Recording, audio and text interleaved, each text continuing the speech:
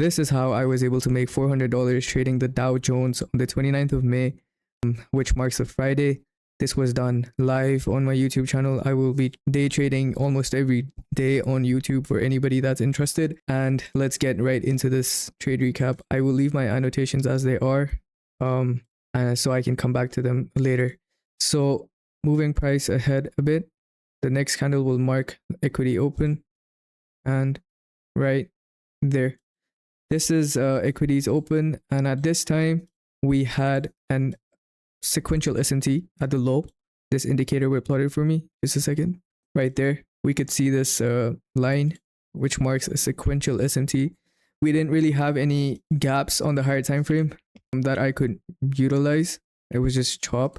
So anyway, this looks like firstly AMD accumulation, manipulation, and I want to see distribution towards the opposing direction. And why I chose Dow over NQ was really simple, because number one, NQ took out all-time highs, and if we move price ahead, we just distributed without giving any opportunity for an entry.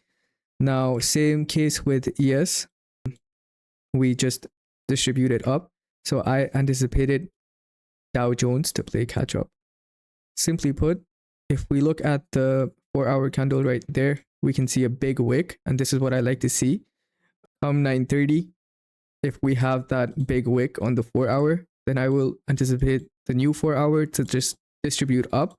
Or if we don't really have anything of use on the 4-hour pre 10 o'clock, then I will anticipate 10 a.m., the new power of 3, to like come and distribute either higher or lower, so I can see a big wick form and trade towards the opposing direction.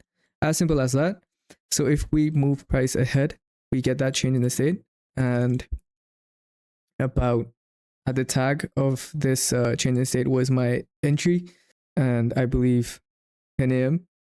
we expected to trade lower, open low, high, close. This is what we get. This was the 10 a.m. candle. We formed that wick, and then really we just go up ahead and have another change in the state. And this is when I added more to my position right there, and targeting the same case.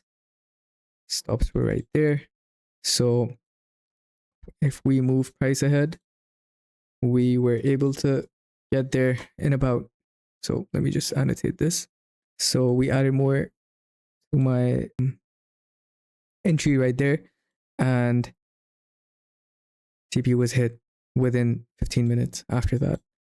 So this is how I was able to capitalize on this trade today. Pretty simple. We could see the 4-hour candles. If we play price back a bit, I really like to see a big wick get formed, and we had SSMTs at this at the lows, and we were forming that big wick, which I wanted to see get formed. And come 10 a.m. we formed that wick and never really came back to it. And then we were my stops were at break even at this point, because this was a high inside of a 4-hour gap, and I was just targeting a little bit more, which we got, and that was the trade. All done live, by the way. I will be doing live trades every day almost, so if you want to tune in, then do it.